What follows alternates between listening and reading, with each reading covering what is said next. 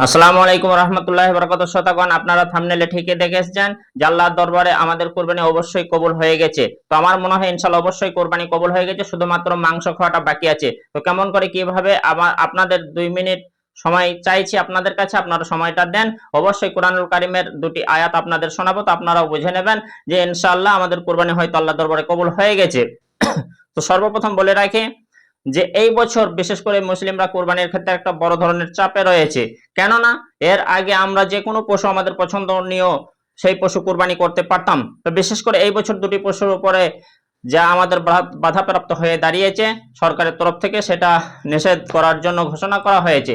তো যাই হোক, সেই পশুটা গরু এবং মহিষ। তো এটা 1950 সালের আইন অনুযায়ী আমরা সেই আইনকে সম্মান শ্রদ্ধা করব।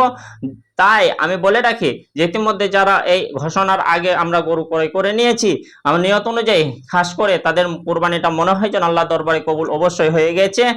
কেন?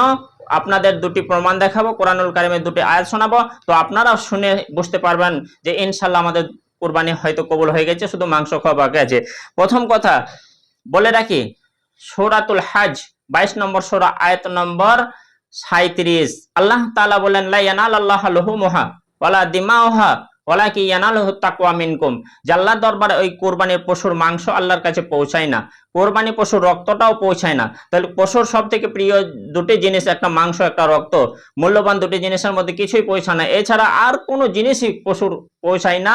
কিন্তু যে কুরবানি দিচ্ছে তার অন্তরে তাকওয়াটা আল্লাহর দরবারে পৌঁছায়। তো ইতিমধ্যে আমরা যারা কুরবানি পশু ক্রয় করে নিয়েছি, কুরবানির নিয়তে ভালো নিয়তে হৃষ্টপুষ্ট পশু, তাদের কুরবানি মনে হয় ইনশাআল্লাহ কবুল হয়ে গেছে। কারণ নবী করিম সাল্লাল্লাহু আলাইহি সাল্লাম একটা হাদিসের মধ্যে বলেছেন, যে ব্যক্তি একটা ভালো কাজ করব বলে নিয়ত করে নেয়, সঙ্গে সঙ্গে তার আমলনামায় নেকি ফেরেশতাতে লিখে দেন।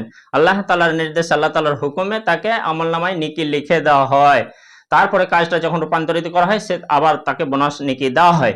তো আমরা যারা খালেস নিয়তে কুরবানি পশু ক্রয় করে নিয়েছি, তো ইনশাআল্লাহ আমাদের কুরবানি অনুযায়ী নেকি আমাদের দেওয়া হবে, কুরবানি আশা করি কবুল হয়ে যাবে, শুধু মাংস খাওয়াটা হয়তো বাকি আছে।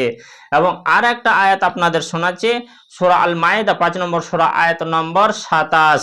ওই হাবিল এবং কাবিলের কুরবানিকে কেন্দ্র করে এই আয়াত, যে হাবিল আর কাবিল আলাইহিস সালাম একবার কুরবানি করেছিলেন। তো হাবিল আলাইহিস সালাম নিজের একবার পছন্দনীয় প্রিয়তম একবার হৃষ্টপুষ্ট পশু আল্লাহর দরবারে মহব্বতের সঙ্গে কুরবানি করেছিলেন, যেটা আল্লাহর কাছে গ্রহণযোগ্য কবুল হয়ে গিয়েছিল। এবং কাবিল কি করেছিল, নিজের বস্তুর মধ্যে সব থেকে নিকৃষ্ট মানের, সব থেকে নিকৃষ্ট, সব থেকে নিম্ন পর্যায়ের বস্তু আল্লাহর দরবারে কুরবানি করার কারণে সেটা কবুল হয়নি, গ্রহণযোগ্য হয়নি। ওয়ালাম ইউতাকাব্বাল মিনাল আখার, দ্বিতীয় ব্যক্তির কুরবানিটা কবুল হয়নি। তো কোরআনে সেই আয়াত বললেন, কররাবা কুরবানান, যখন দুইজনে কুরবানি করলো, ফাতুকুব্বিলা মিন আহাদিহিমা, ওই দুইজনের মধ্যে একজনের কুরবানি কবুল হলো, অর্থাৎ হাবিলের। ওয়ালাম ইউতাকাব্বাল মিনাল আখার, দ্বিতীয় ব্যক্তির কুরবানি কবুল হলো না, অর্থাৎ কাবিলের। তখন হাবিলকে কাবিল বলেছিল কে হত্যা করব।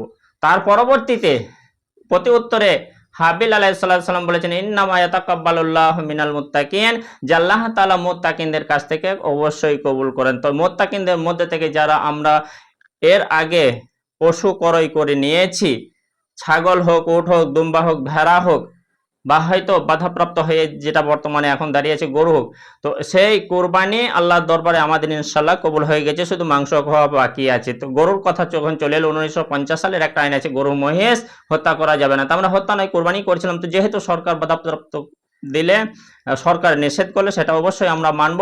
এবং দ্বিতীয় কথা বলে রাখি, যেটা ভারতবর্ষে আমরা বসবাস করি, ইন্ডিয়াতে থাকার কারণে ইন্ডিয়ার আইনকে সম্মান করতে হবে, শ্রদ্ধা করতে হবে, সেদিকেও লক্ষ্য রাখবো।